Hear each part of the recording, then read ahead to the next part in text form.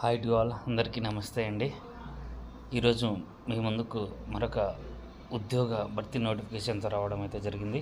ముందుగా అందరికీ విన్నపం ఏంటంటే, మా యూట్యూబ్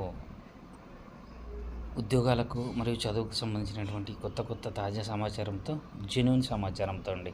ఏంటంటే కొందరిలాగా థంబ్‌నెయిల్ ఒకటి ఉండి లోపల మ్యాటర్ వచ్చే విధంగా అటువంటిది ఉండదండి. ఎక్కువ సూటిగా సుత్తిగా లేకుండా ఉండండి. పూర్తిగా చూసే ప్రయత్నం చేయండి. లైక్ చేయండి. మీకు నచ్చితే కామెంట్ చేయండి, షేర్ చేయండి. సో ముందుగా వివరాలకు వెళ్తే, ఇది వచ్చేసి మనకు సాయి అండి, స్పోర్ట్స్ అథారిటీ ఆఫ్ ఇండియా. వీళ్ళు మనకు యంగ్ ప్రొఫెషనల్స్ 35 పోస్టుల భర్తీకి అయితే కాల్ఫర్ చేస్తున్నారు. నోటిఫికేషన్ అనమాట, ఇండియా వైడ్గా. సో ఇది వచ్చేసి పర్మనెంట్ జాబ్స్ అయితే కాదండి, కాంట్రాక్ట్ బేసిస్ మీదనే. కాకపోతే పర్మనెంట్ అనేది అవుతుందా లేదనేది తర్వాత విషయం అన్నమాట మనకు భవిష్యత్తులో.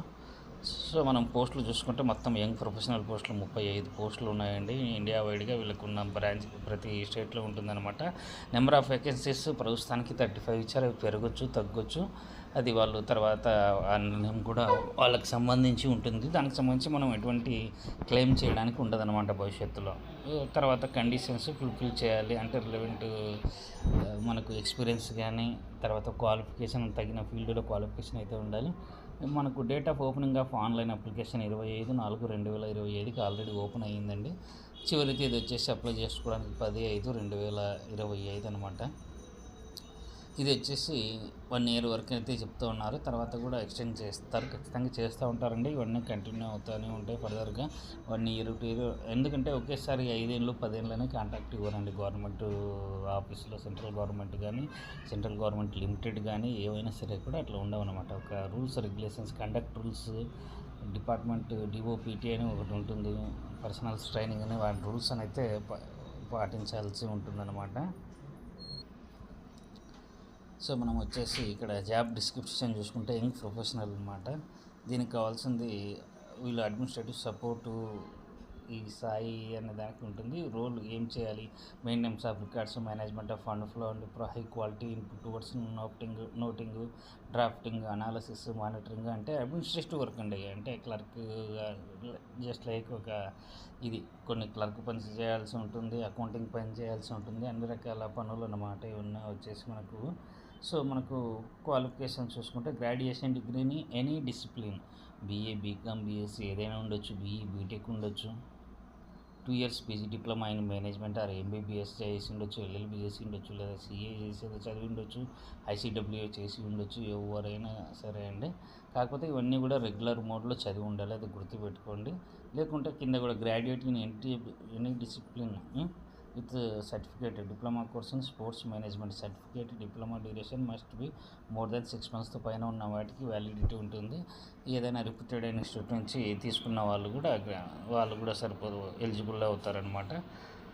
So final merit list will be based on the score obtained in the interview only, అది గుర్తుపెట్టుకోండి. తర్వాత మనం ఇంటర్వ్యూలో సెలెక్ట్ అయినంత మాత్రాన మనము జాబ్ కన్ఫర్మ్ అయినట్టు కాదు.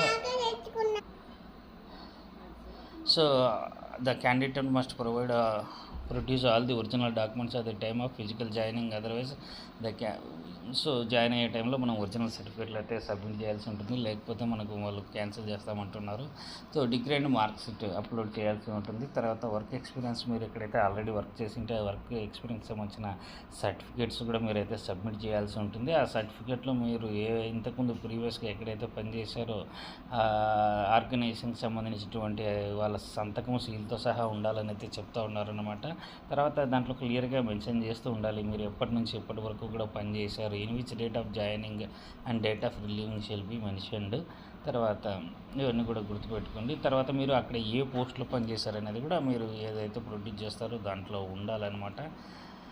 సో అదర్ డాక్యుమెంట్స్ అంటే proof of date of birth, Aadhaar card అయితే స్టాండర్డ్ ఏజ్ ప్రూఫ్కి తీసుకోరు కాబట్టి మనం 10th క్లాస్ మార్క్ షీట్ లేదా 12th క్లాస్ మార్క్ షీట్ కావచ్చు, టీసీ కావచ్చు, పాన్ కార్డు కావచ్చు, ఇంకా పాస్పోర్ట్ ఏదైనా ఉంటే అది కూడా ప్రూఫ్ ఆఫ్ డేట్ ఆఫ్ బర్త్కే తీసుకుంటారు. ఆధార్ కార్డు మనం ఓన్లీ అడ్రస్ ప్రూఫ్కి మాత్రమే కన్సిడర్ చేస్తారు. ఎవరు అప్లై చేయొచ్చు, ఇండియన్ సిటిజన్స్ మొత్తం అయితే అప్లై చేయొచ్చండి.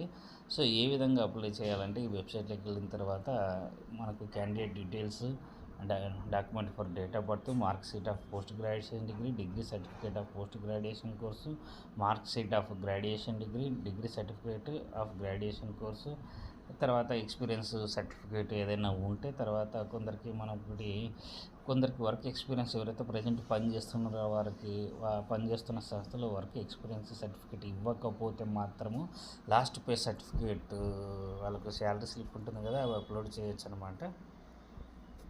ఈ స్పోర్ట్స్ అథారిటీ ఆఫ్ ఇండియా వాళ్ళకి అన్ని సర్వహక్కులు వాళ్ళకే ఉంటాయండి, మార్పులు చేర్పులు చేయడానికి. అది గమనించండి. మనం దాన్ని ఎటువంటి క్వశ్చన్ చేయడానికి లేదు.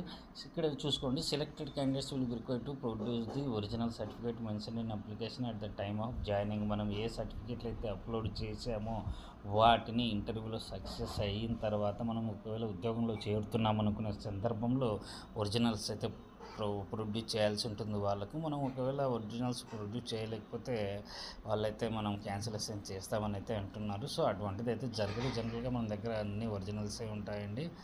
ఈ 4 years ఉంటుందండి. The tenure of the engagement వచ్చేసి మనకు 4 years ఉంటుంది. ఒకవేళ టెర్మినేట్ చేయాలనుకుంటే 30 days నోటీస్ పీరియడ్ ఇచ్చి టెర్మినేట్ చేస్తారండి. ఇవన్నీ కూడా సెంట్రల్ సివిల్ రూల్స్ కింద వస్తాయి మీకు. గవర్నమెంట్ ఉద్యోగులకు ఇది కూడా స్పోర్ట్స్ అథారిటీ ఆఫ్ ఇండియా అనేది గవర్నమెంట్దే కాబట్టి కండక్ట్ రూల్స్, సివిల్ సర్వీస్ రూల్స్కి సంబంధించిన రూల్స్ ప్రకారం వస్తాయండి. మనకు కన్సల్టేటెడ్ మంత్లీ పే వచ్చేసి 50,000 నుంచి 70,000 వరకు ఉంటుందండి. సో 50,000 నుంచి 70,000 వరకు ఉంటుంది. ఏజ్ రిలాక్సేషన్ అయితే చూసాం మనము, 32 years అనమాట ఏజ్ లిమిట్. తర్వాత రూల్ ఆఫ్ రిజర్వేషన్ అయితే వర్తిస్తుంది. ఓబీసీ, ఎస్సీ, ఎస్టీ కావచ్చు, లేదా ఎక్స్ సర్వీస్ మెన్స్ కావచ్చు, అది గుర్తుపెట్టేసుకోండి మీరు.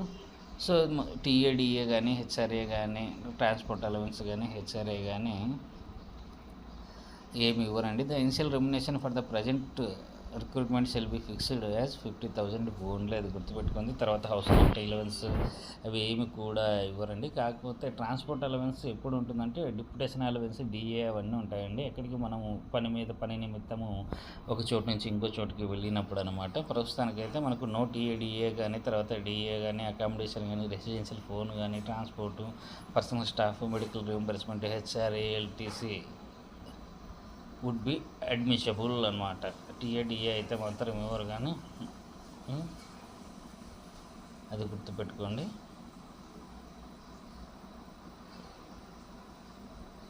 Person medical, HRA, LC would be admissible. ఎటువంటివి ఓన్లీ టీఏడిఏ మనకు, మిగతావి అయితే ఏమీ ఉండవు. ఇవన్నీ కూడా హెచ్ఆర్ఏ కావచ్చు, ఎల్టీఏ కావచ్చు, డిఏ కావచ్చు, అకామిడేషన్ ఇవేమి కూడా ఉండవు మనం చెప్పుకున్నట్టుగానే. సో మనకు సెలెక్టెడ్ క్యాండిడేట్స్ సెలిబిసి. సో ఈ లీవ్స్ ఓకే, లీవ్స్ అంటే జనరల్గా మనకి 8 days సిఎల్స్ ఉంటాయండి. ఒక 2 RH అలో చేస్తారు. అదేవిధంగా ఒక ఎర్నడ్ లీవ్స్ ఒక 30 అయితే మీకు ఎవ్రీ ఇయర్ అయితే ఇస్తారు. సో ఇక్కడ వాళ్ళు డేస్ ప్రకారం ఇచ్చారు, అకౌంటింగ్ పర్పస్ ప్రకారం అది మనకు అర్థం కాదు. తర్వాత మనము టీఏడి చూసుకుంటే undertake domestic tours subject approval of competent authority. Young professionals ఈ ఫ్లైట్లో అయితే కానీ ఎకానమీ క్లాసు, లేదా ట్రైన్లో అయితే ఏసీ 2 tier ఇస్తారనమాట. తర్వాత మనకు reimbursement of hotel tax and food bills. ఇప్పుడు మీరు ఢిల్లీలో పోస్ట్ చేశారు, మిమ్మల్ని అర్జెంటుగా బెంగళూరుకు లేదా చెన్నైకో కలకత్తాకో 2 days ట్రైన్కి పంపించారు, లేదా ఏదైనా ఇంకా వేరే ప్రదేశాలకు వెళ్ళినప్పుడు అక్కడ హోటల్ అకామిడేషన్ మీకు ఒక రోజుకి వచ్చేసి 2,814 రూపాయలు ప్లస్ ట్యాక్సెస్. ఒక రోజుకి ట్యాక్సీ ఛార్జెస్ 423. ట్రావెల్, ఎందుకంటే మీరు ఆ సిటీలో ట్రావెల్ చేయడానికి. ఇప్పుడు మీరు ఢిల్లీ నుంచి హైదరాబాద్కి వచ్చారు. సో మీరు హైదరాబాద్లో ఎయిర్పోర్ట్లో దిగినప్పటి నుంచి అది మీరు బస్సులో వెళ్తారా, ట్యాక్సీలో వెళ్తారా అన్నది మీ ఇష్టం అండి. కానీ ఒక రోజుకి 423 రూపీస్ ఇస్తారు.